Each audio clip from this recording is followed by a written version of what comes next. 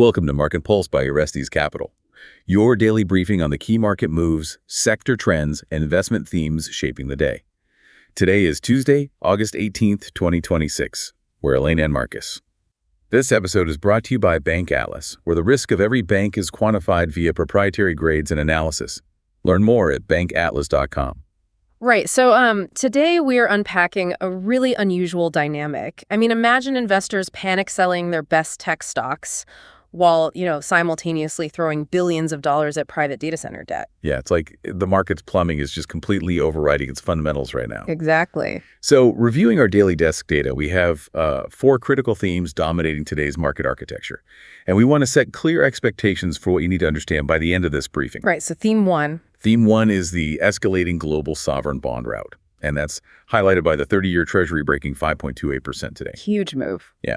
And then theme two is this violent momentum reversal out of crowded semiconductor and AI equities rotating straight into defensive sectors. Theme three, we're looking at the ongoing geopolitical energy premium tied to the Hormuz deadlock. That is anchoring Brent crude well above $91. Right. And finally, theme four explores that striking divergence you mentioned earlier, the panic in tech equity flows versus perfectly calm, wide-open credit markets. So we begin with the foundation of today's market architecture, which is really the cost of money. Right. The aggressive repricing we are tracking in global rates is effectively the gravitational force pulling down everything else in today's data deck. Yeah, the 30-year Treasury yield hit 5.285%, which is its highest level since 2007, right? Affirmative.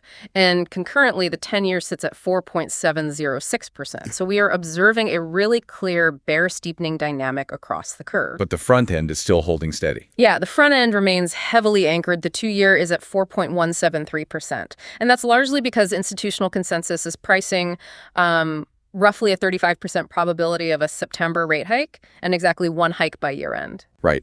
And this is emphatically a global supply issue, not just a domestic thing. Like our latest run shows French yields hitting 2008 highs and German yields reaching 2011 levels. Yeah, the global coordination there is stark. It is even in Asia. The Japanese government bond 10-year hit 2.94%, which is an extreme level for that market. And institutional consensus is firmly expecting a Bank of Japan hike by September. Right, and the structural drivers behind this global repricing are pretty multifaceted. Ultimately, it comes down to a massive supply of debt just hitting the market all at once. So it's a sheer volume issue. Exactly. We are tracking immense sovereign deficits converging with roughly $1 trillion in expected AI capital expenditure debt funding. That is a staggering amount of issuance to absorb. It really is. And this is compounded by persistent inflation linked to the Iran war premium. Plus, our proprietary updates show China is actually reducing its U.S. Treasury holdings to an 18-year low. Right. So when a buyer of that magnitude steps back, the clearing price for debt just has to adjust. Yeah, to attract new capital to absorb all this issuance, yields just have to go up. Let's step back for a second and look at the first principles here. For regular investors trying to make sense of this aggressive shift, what does a bear steepening curve actually mean for their portfolios? Well, it comes down to the discount rate. Right. Think of the bond market as the foundational plumbing of the global financial system. When the pressure of massive government borrowing combines with this trillion-dollar wave of infrastructure debt, it forces the cost of money up everywhere. Understood. And building on your plumbing analogy, when that system demands a higher return to clear the sheer volume of paper being issued, the discount rate applied to future corporate earnings naturally rises. So it makes it mathematically harder to justify holding expensive, long-duration growth stocks. Yeah, for regular investors holding equities that are priced for perfection, particularly tech companies where the bulk of their expected cash flows are years or even a decade away, this mechanical adjustment compresses multiples instantly. Even if the company itself is fine. Exactly. The underlying company might be perfectly healthy, generating great revenues, but the strict repricing of the time value of money just forces the stock price down.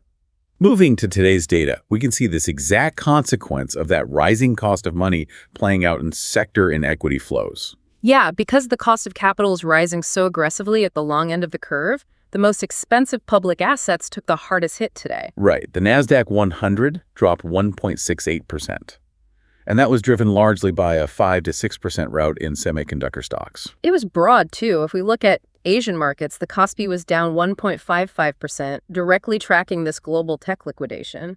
And the specific downside movers in the semi and optical networking space were really severe.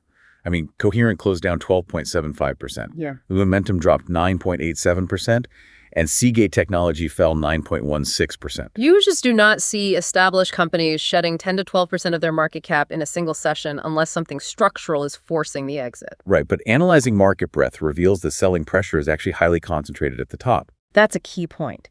The equal-weighted S&P 500 dropped only 0.45% today, which notably outperformed the cap-weighted index, which fell 0.69%.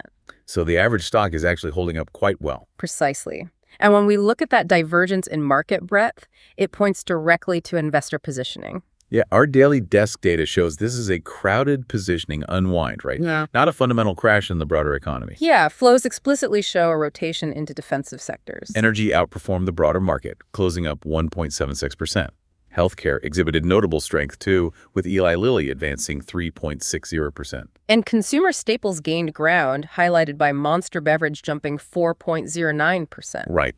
But even when we analyze companies reporting pristine fundamentals, the macro environment is still dictating the price action. Yeah, look at Home Depot. They reported a robust second quarter EPS of $4.92, which comfortably beat estimates, yet the stock remained completely flat. Which perfectly illustrates the heavy yield overhang capping equity gains right now. Exactly.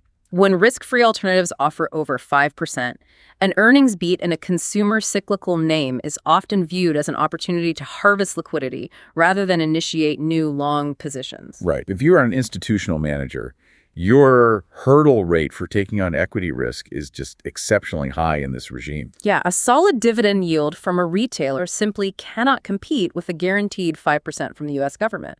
I do have to push back on the broader tech panic narrative, however. Okay, how so? Well, based on our latest run of prime brokerage data, momentum exposure across institutional portfolios was sitting at multi-year highs entering this week. That's true. So today's selling looks heavily like tactical de-risking and short covering by systematic funds rather than a fundamental long-term rejection of a tech investment thesis. Right. The underlying capital expenditures are still happening, but the public market positioning simply became too stretched and just had to snap back. Concur. And to really understand what is happening under the hood with these systematic funds, we have to look at the mechanical triggers. Right, the quantitative models. Yeah. Today's proprietary updates show commodity trading advisors and quant funds were holding maximum long positions in global equities while simultaneously holding maximum short positions in global bonds. So when volatility in the bond market spiked aggressively, it triggered strict risk management parameters. Exactly. It forced mechanical selling across their entire portfolio to reduce overall exposure. They had to sell their most profitable, highly liquid, long positions to balance their books. Which happened to be semiconductors. So it is a technical unwinding of leverage, not a structural pivot away from the underlying technology. Pivoting to our third block, this defensive rotation into energy equities directly mirrors the tension we are seeing in physical commodity markets. Yeah, and this tension, in turn, feeds the exact inflation that is keeping those long end rates elevated. Right. Today, WTI crude held firmly above $85, while Brent crude maintained its position well above 91%. And natural gas also posted a significant gain, rising over 2.17%.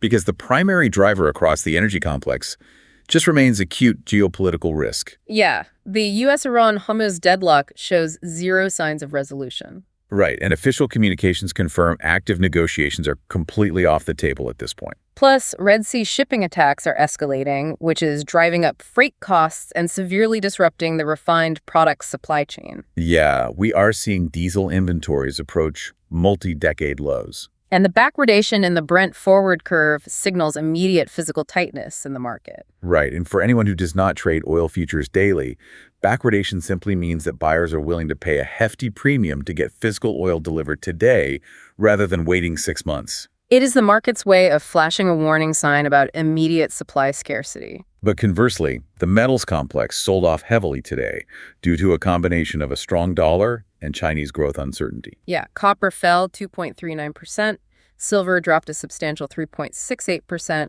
and gold slid 1.85%. Right, and looking specifically at the gold sell-off, there's a really clear mechanical driver here. The opportunity cost. Exactly. Gold is historically a zero-yield asset. Yeah. So when the 10-year real yield pays you almost 2.4%, essentially risk-free, gold loses its luster. Yeah. The opportunity cost of holding metal over paper is simply too high right now. Accurate.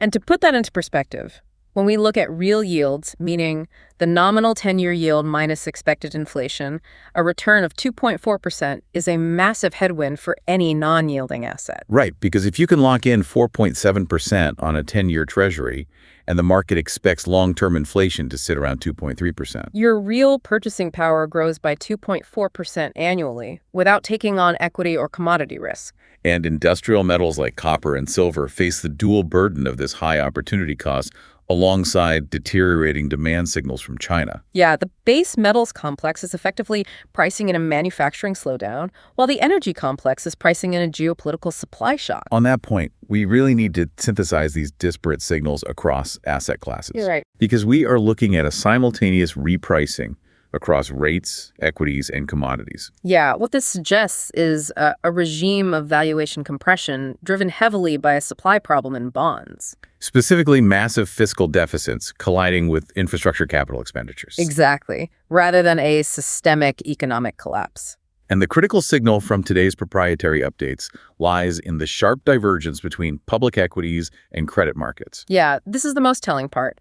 While tech stocks panicked and the Nasdaq experienced severe volatility today, credit markets barely registered the event. Right. High-yield spreads across both BB and CCC rated tranches remain historically tight. And just to clarify, a spread is simply the extra premium investors demand to lend to riskier companies. Right. So if this were a fundamental economic breakdown, we would immediately see distress in the lower-rated tiers of corporate debt. Yeah, those spreads would blow out.